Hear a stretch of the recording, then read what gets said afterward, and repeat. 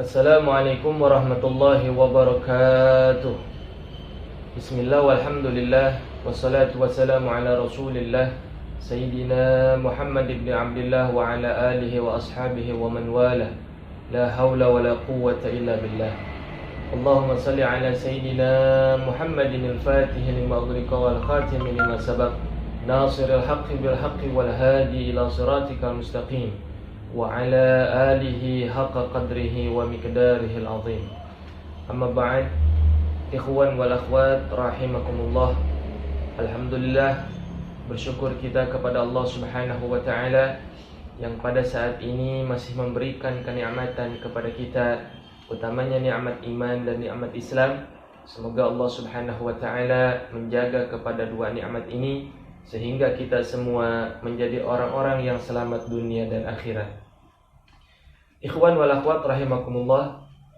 Alhamdulillah, pada hari ini kita memasuki hari yang ketujuh di bulan Ramadan, yang mudah-mudahan seluruh daripada rangkaian puasa kita diterima oleh Allah Subhanahu wa taala dan mendapatkan ganjaran yang berlipat-lipat. Amin ya rabbal alamin. Ikhwan wal akhwat rahimakumullah, berbicara tentang puasa, maka sudah barang tentu bagi orang-orang yang beriman kepada Allah dan Rasul-Nya, seluruh daripada rangkaian puasa ingin diterima oleh Allah Subhanahu wa taala. Nah, supaya puasa ini diterima oleh Allah Subhanahu wa taala, maka perlu untuk kita memperhatikan beberapa hal sehingga puasa kita menjadi puasa yang diterima oleh Allah, menjadi puasa yang sempurna sesuai dengan aturan-aturannya. Pada kesempatan yang baik ini, setidaknya ada 6 hal yang mesti kita perhatikan bersama, sehingga mudah-mudahan 6 hal ini setidaknya menjadikan puasa kita menjadi puasa yang sempurna, yang insya Allah akan diterima dan mendapatkan pahala dari Allah Subhanahu wa taala. Nabi sallallahu alaihi wasallam pernah mengingatkan kepada kita, qala Rasulullah sallallahu alaihi wasallam, laisa siyamu minal akli wasyarbi, innamas siyamu minal lagwi warrafath. Puasa tidaklah menahan makan dan minum saja, tetapi sesungguhnya puasa juga menahan dari perbuatan sia-sia dan rafath.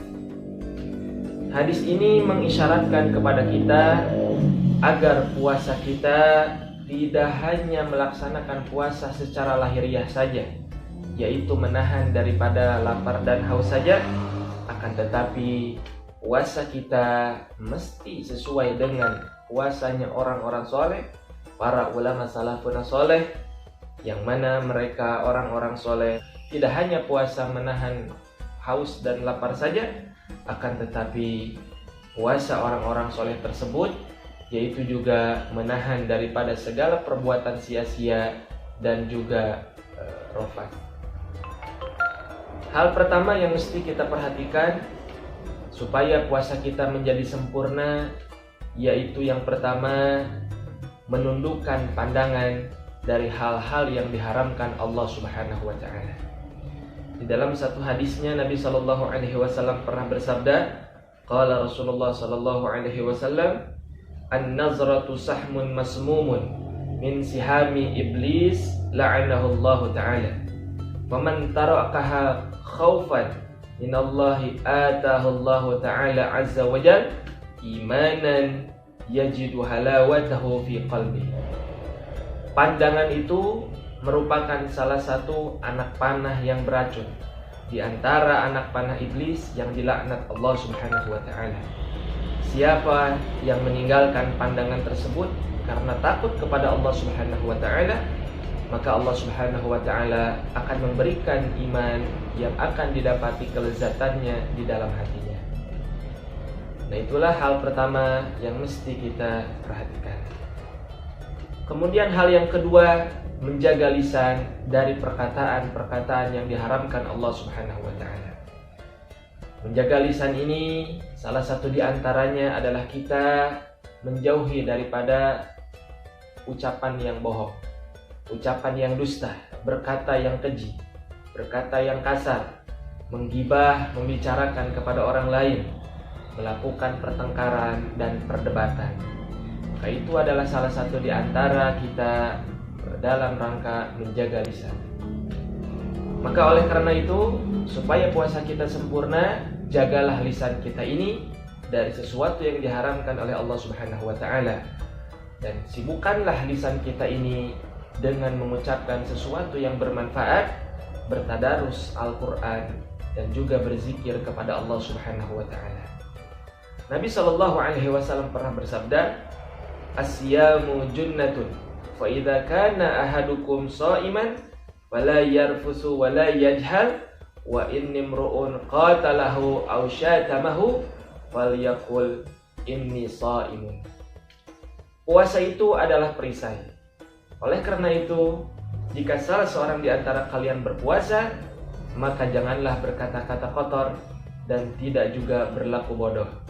Jika ada orang yang memerangi atau mencacinya, maka hendaklah dia mengatakan, "Sesungguhnya aku ini sedang berpuasa." Kemudian hal yang ketiga adalah menahan pendengaran dari hal-hal yang diharamkan Allah Subhanahu wa taala. Telinga yang Allah berikan kepada kita, hendaklah telinga tersebut kita gunakan untuk mendengarkan sesuatu yang bermanfaat. Jauhi daripada orang-orang yang selalu berkata bohong, menggunjing kepada orang lain, membicarakan kejelekan orang lain. Ketika kita menjauhi daripada mendengarkan hal-hal yang diharapkan oleh Allah Subhanahu wa taala, maka insyaallah puasa kita akan sempurna dan diterima oleh Allah Subhanahu wa taala. Kemudian hal yang keempat adalah menahan anggota badan dari berbagai dosa. Salah satu contohnya, kita mesti menahan daripada tangan kita, kaki kita, seluruh anggota tubuh kita, menahan perut kita dari perkara-perkara yang syubhat. Ketika kita menjaga atau menahan anggota badan kita dari melakukan sesuatu yang dilarang oleh Allah Subhanahu wa taala, maka berarti kita semua sedang menjalankan puasa yang insya Allah akan diterima oleh Allah Subhanahu wa taala. Bahkan Nabi sallallahu alaihi wasallam mengingatkan kepada kita di dalam salah satu hadisnya, qala Rasulullah sallallahu alaihi wasallam, "Rubba sha'imin laisa lahu min siyamihi illa al-ju' wal 'atash." Betapa banyak orang yang berpuasa tidak mendapatkan pahala puasanya kecuali lapar dan haus saja. Mudah-mudahan kita semua menjadi orang-orang yang bisa menahan diri kita dari perkara-perkara yang diharamkan oleh Allah Subhanahu wa taala. Kemudian yang kelima, tidak memperbanyak makanan pada saat berbuka hingga memenuhi perut, meskipun makanan itu adalah makanan yang baik dan makanan yang halal. Nah, kadangkala kita sering melihat orang-orang ketika di pagi hari, di siang hari, di sore hari dia berpuasa, menahan perutnya, menahan daripada lapar dan hausnya, tapi ketika berbuka seakan-akan dia balas dendam, sehingga dia memasukkan segala sesuatu makanan ke dalam perutnya, sehingga perut tersebut menjadi kenyang. Sehingga ketika perut tersebut sudah menjadi kenyang, maka sudah barang tentu perut itu ketika kenyang dia akan malas untuk melakukan ibadah kepada Allah Subhanahu wa taala. Mudah-mudahan perut kita ketika kita berpuasa nanti, kita bisa menjaga perut kita daripada memenuhi perut kita dengan makanan yang baik dan halal. Kemudian hal yang keenam adalah hendaknya setelah berbuka, hati kita berada di antara rasa cemas dan takut kepada Allah Subhanahu wa taala. Maka mesti kita renungi bersama, apakah puasa yang kita lakukan akan diterima oleh Allah Subhanahu wa taala, ataukah puasa yang kita lakukan akan ditolak oleh Allah Subhanahu wa taala. Nah, itulah setidaknya 6 hal yang mesti kita perhatikan bersama. Dan mudah-mudahan setelah kita memperhatikan 6 hal ini, mudah-mudahan puasa yang kita lakukan diterima oleh Allah Subhanahu wa taala, dan puasa yang kita lakukan mendapat pahala yang besar dari Allah Subhanahu wa taala.